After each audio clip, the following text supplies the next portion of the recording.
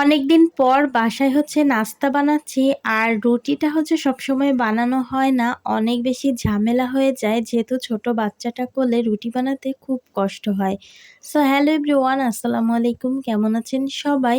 এই তো ছোট্ট একটা ভিডিও নিয়ে আবারও চলে এসেছি রান্নাঘরের রান্নাবাড়া নিয়ে। তো প্রথমেই সকালে রান্নাবাড়া থেকে আজকের ভিডিওটা শুরু করেছি। সকালবেলা উঠেই কিছু কাজ সেরে নিয়ে সোজা রান্নাঘরে চলে এসেছি। আজকে রুটি বানাবো। তাই প্রথমেই আটার ময়ানটা তৈরি করে নিলাম। এরপর এই তো সবজি সেদ্ধ করতে বসিয়ে দিচ্ছি প্রেসার কুকারে। আর আজকে অনেক ধরনের সবজি দিয়ে রান্না করব। তারপর সেটা রুটি দিয়ে খাওয়া হবে। আর সবজিটা আমাদের বাসার অনেকেরই ভীষণ পছন্দ। আপনাদের ভাইয়ের তো অনেক বেশি পছন্দ। তো প্রথমে মশলাটা দিয়ে এরপর ভালোভাবে কষিয়ে নিয়েছি। এরপর সেদ্ধ করে রাখা সবজিগুলো দিয়ে দেব। আর সুন্দর মতো ভাজা ভাজা করে কষিয়েই তারপর এই সবজি সেদ্ধ করার যে পানিটা ছিল সেটাই দিয়ে দেব। তো আপনাদের ভাইয়া ঘরে এসেই বলছে, এতটুকু সবজি রান্না করেছো, এটুক তো আমারই লাগবে। তো আমি শুনেই হেসে দিয়েছি। তারপর এই তো রুটিগুলো বেলা শেষ, এখন একটা একটা করে ভাজি করে নেব। তো আপনারা অনেকেই বলবেন যে এ আবার কেমন তাওয়া, কালো কুটকুটে। এটা আমার শাশুড়ির হাতের তাওয়া। এটাই রুটি সেঁকতে সব থেকে ভালো হয়। যেহেতু গুঁড়ে ওটা তলে পুড়ে যায়, এজন্য ভালো কড়াই দিলে ভেতরে লাল হয়ে যাবে। আর তার কাটা ছাড়া মাজার কোনো উপায় নেই। আর তার কাটা দিয়ে মাজলে ভেতরটা নষ্ট হয়ে যাবে। তো যাই হোক, এই তো সুন্দর মতো রুটিগুলো ভেজে নিয়েছি। এরপর একটু ডিমও ভাজি করে নিলাম।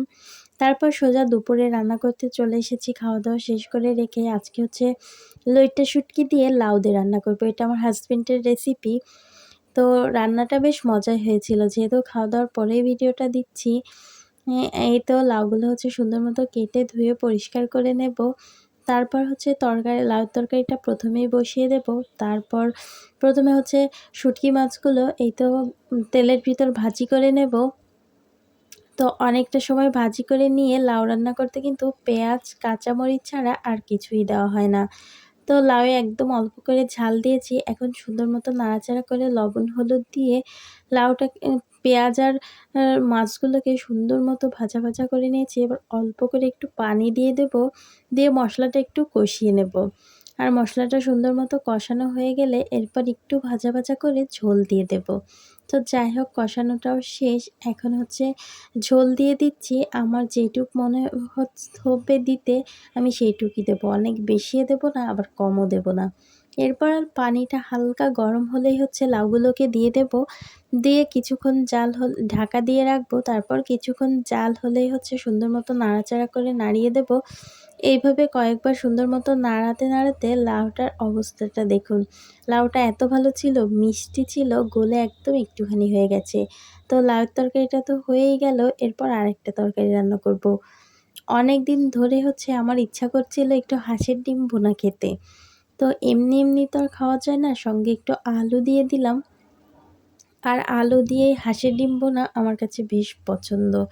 তারপর এই তো ডিমগুলোকে বেছে নিয়েছি সুন্দর মতো। এখন নাড়াচাড়া করে ভাজা ভাজা করে নিয়েছি। এরপর লবণ আর হলুদ দিলে একটু কালার চলে আসবে। তারপর ডিমগুলোকে উঠিয়ে রাখবো। এরপর ডিমটা ভুনা করে ফেলবো। তো অন্যান্য ডিমের চাইতে হাঁসের ডিম ভুনাটা খেতে কিন্তু অন্যরকম স্বাদ লাগে। তো যাই হোক, এই তো মশলাটা রেডি করে নিয়েছি। এখন লবণ আর হলুদ দিয়ে মশলাটাকে সুন্দর মতো কষিয়ে নেব। তারপর আলু আর ডিমগুলোকে দিয়ে নাড়াচাড়া করে কষিয়ে একবারে ঝোল দিয়ে দেব। আর ঝোলের পানি দিয়ে কিছুক্ষণ রান্না করলেই কিন্তু আমার আলুর তরকারি একদম রেডি হয়ে যাবে। তো যাই হোক, আজকের ভিডিওটা এখানেই রাখছি। সবাই ভালো থাকবেন, সুস্থ থাকবেন। আল্লাহ হাফেজ। আসসালামু আলাইকুম।